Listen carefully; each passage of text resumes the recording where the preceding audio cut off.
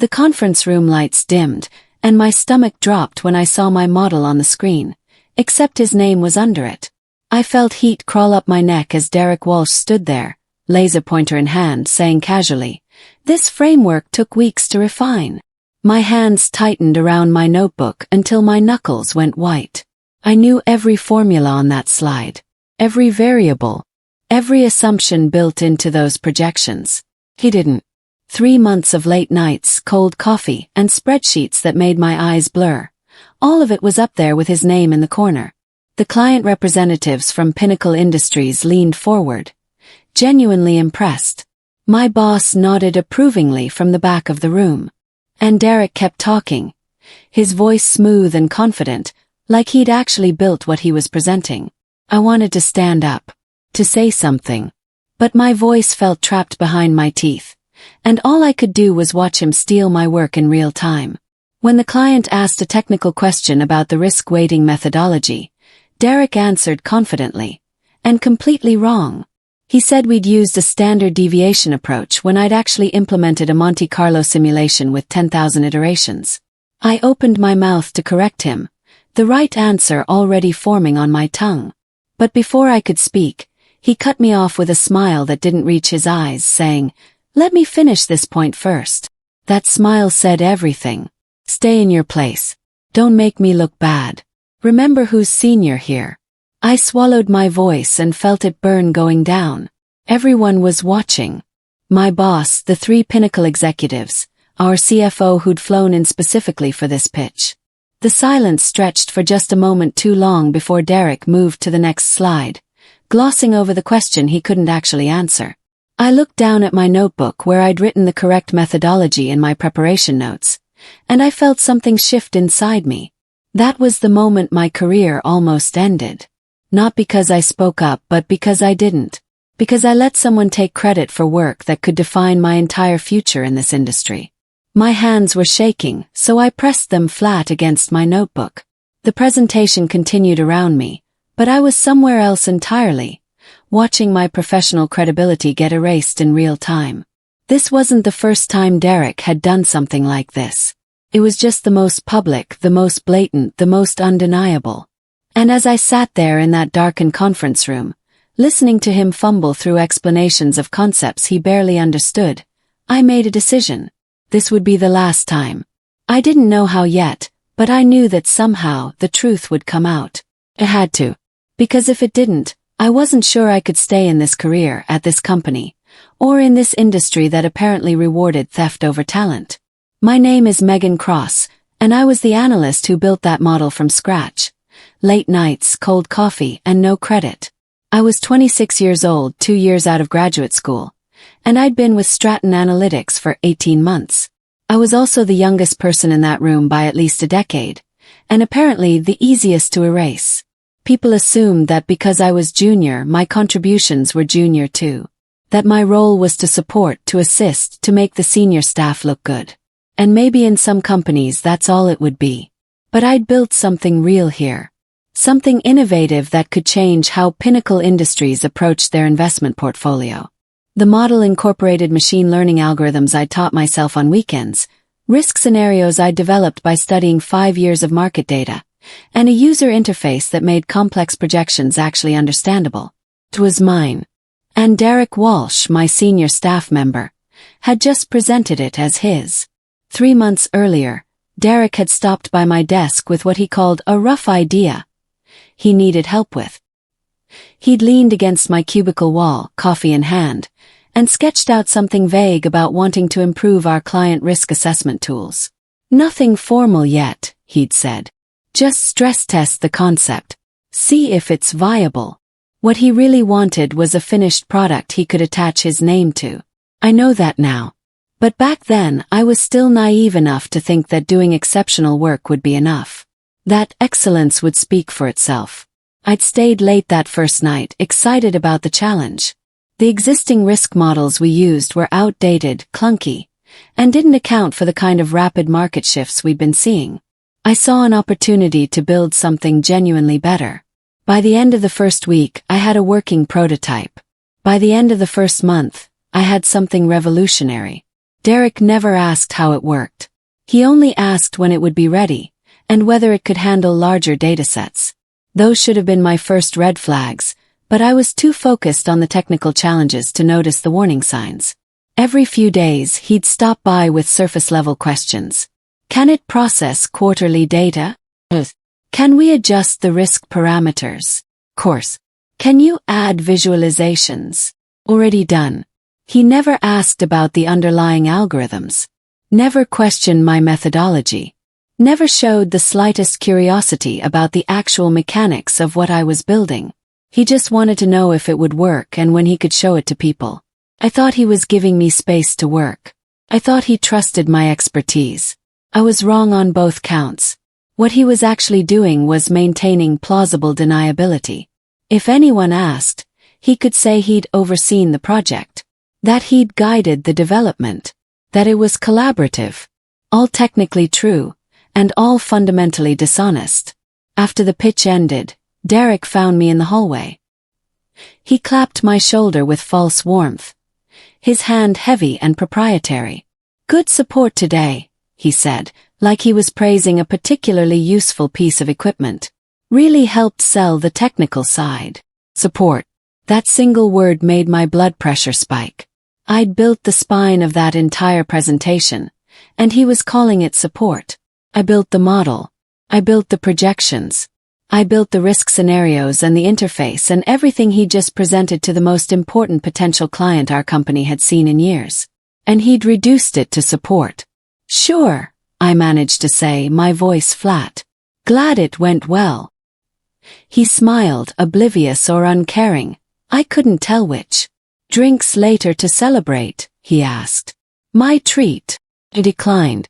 I went back to my desk, opened my email and started searching through my sent folder. If he thought this was over, he had no idea what was coming. 6 months earlier I'd gone to HR about a different issue. Derek had taken credit for a smaller analysis I'd done, presenting it in a team meeting without mentioning my name. I'd worked up the courage to report it, thinking the company would care about accuracy and fairness. The HR representative, a tired woman named Patricia, had listened with barely concealed impatience. Do you have proof? She'd asked. Documentation showing he knew it was your work. I had emails, but they were vague. He asked me to look into it. Wasn't the same as he stole my work. Patricia had sighed. You need proof, not feelings, she'd said. This industry is collaborative. People build on each other's ideas. Unless you can show clear misconduct, there's nothing we can do. I'd left her office feeling stupid for complaining. But I'd also learned something crucial. In this company, feelings didn't matter. Only evidence did. So I stopped feeling and started collecting. Every email, every file version, every timestamp, every interaction. If Derek wanted to play this game, I'd play it better. My receipts folder became my obsession. Every version of the model, saved with automatic timestamps. Every email where Derek had written, "Can you tweak this section for me?" Or, "Let me know when you've finished that adjustment." I had Slack messages where he'd ask technical questions that proved he didn't understand the underlying mechanics. I had file metadata showing I was the sole creator and editor for 98% of the development timeline. I had notes from our weekly check-ins where he'd admitted he wasn't following the technical details but trusted my expertise. I organized everything chronologically in a shared drive folder only I could access. I created a simple timeline document that any reasonable person could follow. I didn't know exactly when I'd need this evidence, but I knew the moment would come. Derek was getting bolder. The small thefts were escalating. And after that pitch to Pinnacle Industries, I knew he'd crossed a line he couldn't uncross. He'd made it public. He'd put his name on something he didn't create in front of witnesses who mattered. That was his mistake. 2 days after the pitch, Derek forwarded me an email from Pinnacle's chief investment officer. Excellent presentation, it read. We have some follow-up questions about the model's assumptions. Could you provide detailed responses? Derek's forward to me was brief. Can you draft responses? Need them by Friday. I stared at that email for a long moment. This was my chance. Could refuse. I could tell him to answer his own questions about work he claimed to have done. But that would tip my hand too early. Instead, I smiled at my screen and started typing. I answered every question precisely, but not simply. I used technical language that only someone who'd actually built the model would understand. I referenced specific algorithmic choices, cited the academic papers I'd based certain approaches on, and explained nuances that hadn't been in the original presentation. It was the kind of response only the creator could write. Derek wouldn't understand half of it, but I knew he'd copy and paste it anyway. He always did. And that was exactly what I wanted him to do. Derek sent my responses to Pinnacle without changing a word. I know because they came back with more questions, even more technical than before. Fascinating approach, the CIO wrote. Would love to discuss the Monte Carlo implementation in more detail. Can we schedule a deep dive session? Derek forwarded this to me too, but this time I could sense his hesitation in the delay. It took him 6 hours to send it, and his message was different. They want a technical walkthrough. I'll present, but I'll need you to prepare comprehensive notes for me. Comprehensive notes. Like I was his personal tutor, cramming him for a test on material he should already know. I wrote back. Happy to help. When's the meeting? I kept my tone professional, helpful even. But inside I was calculating. He was digging himself deeper. Every question he couldn't answer, every technical detail he had to ask me about, every moment of his dependence on my knowledge. It was all evidence. The meeting was scheduled for the following week. I had 7 days to prepare. Not for him. For myself. The second meeting arrived, and this time the setup was different. Instead of a darkened conference room with a formal presentation, Pinnacle wanted an interactive session. The CIO, a sharp woman named Veronica Hayes, had brought 2 of her senior analysts. They had laptops open, ready to dig into the technical specifications. Derek started confidently enough, pulling up the model on the large screen. But within 10 minutes, things began to unravel. Veronica asked him to walk through the logic behind our volatility clustering approach. Derek's voice slowed. I watched panic flicker behind his eyes as he realized he couldn't just read from a slide. The volatility clustering, he began, then paused. We implemented a standard GRCH framework. We'd used a modified GJR-GRCH with asymmetric response to negative shocks. I'd spent 2 weeks on that specific component alone. One of Veronica's analysts frowned. But the results suggest asymmetric modeling, she said. Derek backtracked, stumbling over his explanation. The confident presenter from 2 weeks ago was disappearing, replaced by someone clearly out of his depth. Then Derek made a critical mistake. While trying to explain the backtesting methodology, he contradicted his own slide. The presentation clearly showed we'd used a 5-year rolling window, but he said we'd used 3 years. It was a small detail, but Veronica caught it immediately. The room went quiet. The kind of quiet that happens when everyone realizes something is wrong but nobody wants to be the first to say it out loud. Veronica tilted her head slightly, studying Derek with new attention. Could you clarify the testing period? She asked, her voice carefully neutral. Derek looked at the slide, then at his notes, and I could see the moment he realized his mistake. Sorry, 5 years, he corrected, but the damage was done. Confidence is like glass. Once it cracks, everyone can see through it. Veronica glanced at me, sitting quietly in the corner where I'd been positioned as technical support. It was brief, just a flicker of her eyes, but I saw the question forming. Something wasn't adding up for her, and she was smart enough to know it. Veronica set down her pen with deliberate care. I want to make sure I'm understanding the model correctly, she said. Who originally designed this framework? The question hung in the air like smoke. I felt my pulse in my ears, sudden and loud. This was it. The moment I'd been preparing for without knowing exactly when it would come. Derek shifted in his chair.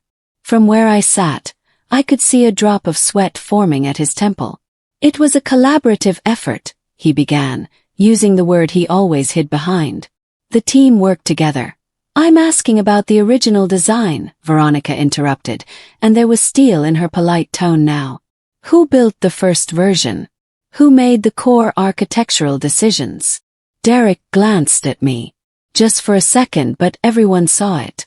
It was instinct, the way your eyes go to someone when you need help. But it told Veronica everything she needed to know. The team. Derek tried again, but his voice had lost its authority. I oversaw the development, but... Derek hesitated. Just half a second too long. In a negotiation, in a presentation, in any moment where confidence matters, that hesitation is fatal. It's the pause that says I don't know. It's the silence that screams I'm lying. That was all it took. Veronica's expression shifted from curious to knowing. She'd spent 30 years in finance. She'd sat through thousands of presentations, worked with hundreds of analysts, and she could spot competence versus performance. She could tell the difference between someone who built something and someone who was just holding the blueprint. Derek tried to recover. Megan assisted with the technical implementation, he said, gesturing toward me like I was a helpful intern who'd done some data entry. But the overall framework and strategic approach were developed under my direction. Assisted. That word again. The word designed to minimize, to reduce, to make my contribution sound helpful but not essential. I'd heard it before. I'd swallowed it before. Not this time. Veronica turned fully in her chair to look at me, and I felt the weight of that attention. Megan, is it? Veronica asked, reading my nameplate on the conference table. Her eyes were direct, assessing. Not unkind but not giving anything away either. He nodded. Megan Cross. Would you mind explaining the model's architecture? She asked. It wasn't really a question. It was a test. She already suspected the truth, but she was giving me a chance to prove it. Giving Derek a chance to prove me wrong if he could. I looked at Derek. He was frozen, caught between wanting to maintain his lie and knowing that stopping me now would make everything worse. He gave a tight nod like he was generously allowing me to speak. Permission. Like I needed his permission to explain work I'd created. I nodded once. Ready. This was what I'd been preparing for, even if I hadn't known it. 3 months of work was about to speak for itself, but it needed my voice to do it. I stood and walked to the front of the room, and I felt something shift in my chest. Not nervousness, certainty. I didn't rush. I walked them through every assumption, starting from the foundational question. What if we could predict not just market volatility, but the correlation between volatility and investor behavior?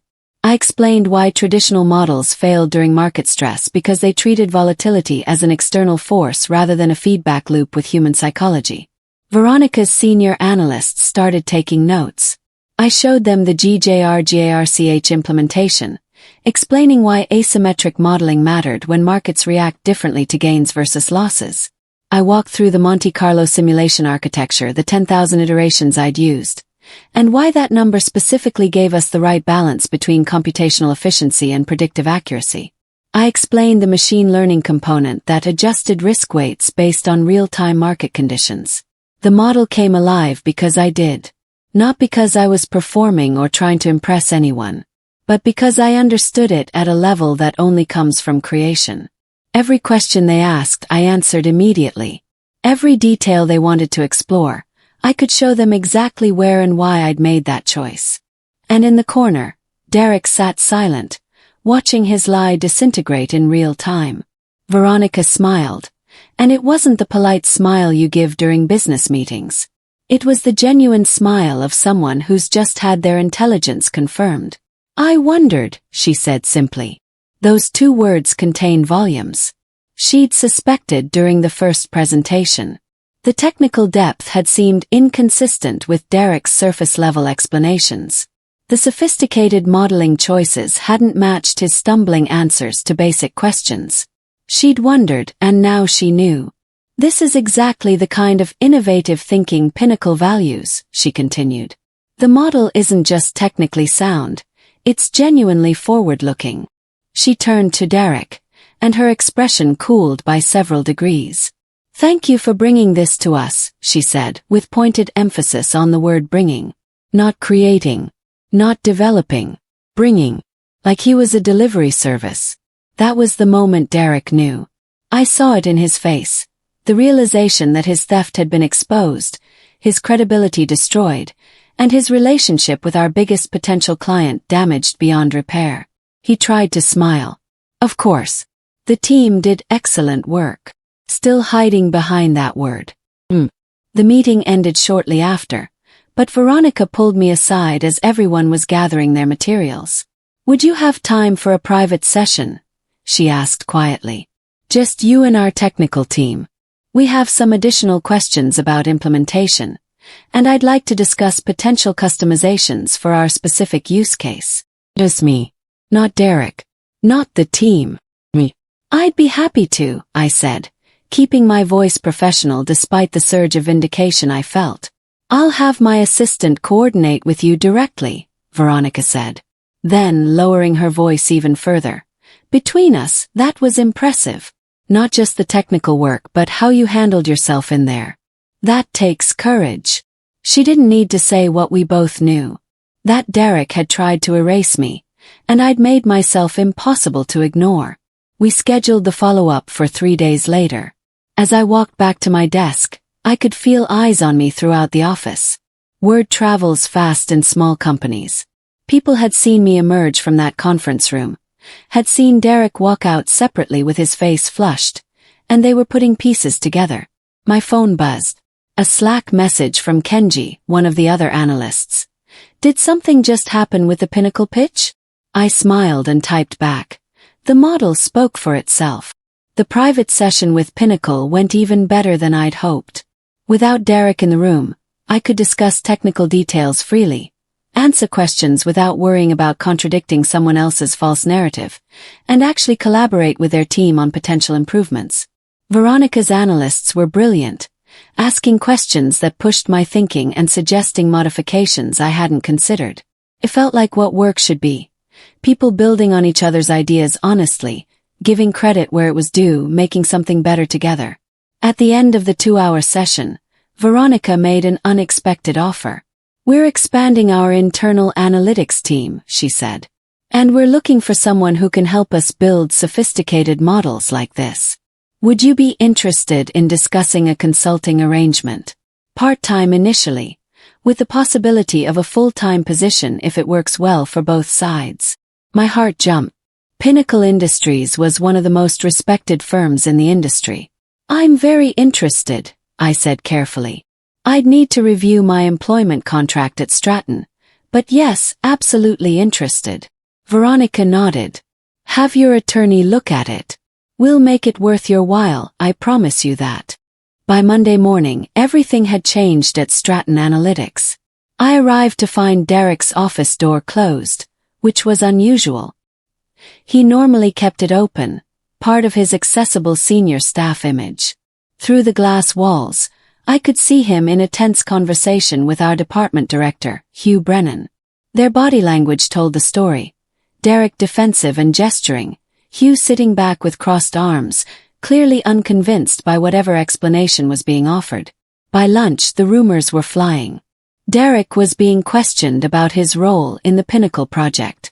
Someone had asked IT to pull version histories of the model files. Hugh wanted a detailed timeline of who had contributed what. The confidence Derek had carried like armor was curdling into defensiveness. He sent me an email that afternoon. We should align our stories about the project development. Can you come by my office? I read that email 3 times. Align our stories. Like the truth was negotiable. Like we could collaborate on a lie. I wrote back. I'm happy to provide an accurate timeline of the development process. Let me know if you need documentation. I didn't go to his office. He didn't ask again. By Wednesday, IT had finished their audit. I'd been called into Hugh's office that morning, and I'd brought my receipts folder. All of it, the version histories, the email chains, the Slack messages, the timeline document I'd carefully maintained. Hugh had reviewed everything in silence, occasionally making notes. When he finished, He'd looked up at me with something between sympathy and respect. "Why didn't you report this when it first started?" he asked. "I thought about that HR meeting 6 months ago. About Patricia telling me I needed proof, not feelings. Because I knew I'd need evidence," I said simply. "So I collected it." Hugh nodded slowly. "Derek's claiming he provided strategic oversight and you handled implementation. Is that accurate?" "He asked me to test an idea," I said. "Everything beyond that initial conversation, the research, the design, the algorithm development, the testing, the visualization, that was my work. He never asked how it functioned. He only asked when it would be ready." I showed Hugh the emails proving it. The technical questions Derek had asked me, demonstrating he didn't understand basic components. The times he'd needed me to explain parts of his own supposed creation. The pattern was undeniable. "Thank you for your thoroughness," Hugh said. "We'll handle this appropriately." Derek wasn't fired dramatically. There was no confrontation, no public scene, no satisfying moment of him being escorted out by security like in movies. Instead, he was quietly sidelined. Over the next 2 weeks, I watched his authority dissolve in slow motion. Projects were reassigned to other senior staff. His name disappeared from client-facing communications. His invitations to strategy meetings dried up. He was still employed technically, but his role had been hollowed out. The worst kind of professional death. Not martyrdom, but irrelevance. Other people at Stratton started treating him differently. The respect that had once come automatically with his title was gone. People knew what he'd done, and in an industry built on reputation, that knowledge was lethal. I saw him in the hallway once during this period. He tried to maintain eye contact to project that everything was fine. But I saw the truth. His career at Stratton was over. Maybe his career in this industry was over. Word travels fast, and theft of intellectual work is the kind of thing that follows you. I felt no satisfaction in his downfall, just a quiet sense of justice being done. The formal recognition came in stages. First, Hugh called a department meeting to officially announce my lead role on the Pinnacle project. "I want to correct the record," he said, and everyone knew what he meant. The risk assessment model we pitched was designed and built by Megan Cross. Full credit for this innovation belongs to her. Then Pinnacle's contract came through. Not with Stratton Analytics, but with me directly. A consulting arrangement that paid more than my annual salary for 6 months of part-time work, with a standing offer to join their team full-time whenever I was ready. My manager, Hugh, called me into his office after the Pinnacle news broke. "We're promoting you to senior analyst," he said. "And we'd like you to lead our advanced modeling division. You've earned it." Finally accurate, I thought. After 18 months of being treated as junior staff, as support, as someone whose contributions could be erased, my title would finally match my actual value. "One condition," I said. Hugh raised an eyebrow. "I wanted in my contract that I retain intellectual property rights to any frameworks I develop on my own time." Hugh smiled. "Already drafted it. We're not making that mistake again." 3 months later, I was cleaning out my desk at Stratton. Not because I'd been fired or pushed out, but because I'd accepted Pinnacle's full-time offer. Better pay, better title, better culture. A place where innovation was rewarded rather than stolen. As I packed my belongings, I found the notebook from that first pitch, the one where I'd gripped the pages so hard while watching Derek present my work. I flipped through my notes, remembering the anger and helplessness I'd felt. But I also remembered the decision I'd made in that moment, that this would be the last time. And it was. I didn't need to confront Derek before I left. I didn't need closure from someone who'd tried to erase me. I left knowing this. When you build something real, the truth eventually asks for you by name. Not because justice is guaranteed. Not because good always triumphs. But because genuine expertise can't be faked forever. Because competence reveals itself under pressure. And performance falls apart under scrutiny. Derek had counted on me staying silent. He'd counted on the system protecting senior staff over junior analysts. He'd counted on nobody asking hard questions. But he'd miscalculated. Because I'd learned to document everything. Because Veronica Hayes was smart enough to spot a lie. And because when someone finally asked who really built the model, I was ready to answer. That's how you win these battles. Not with confrontation or drama, but with evidence, patience, and work that speaks for itself. I walked out of Stratton Analytics for the last time, carrying just a few personal items. Everything that mattered. My reputation, my credibility, my future, I'd already secured. And somewhere in a silent office upstairs, Derek was learning what it cost to steal someone else's success. The price was his own.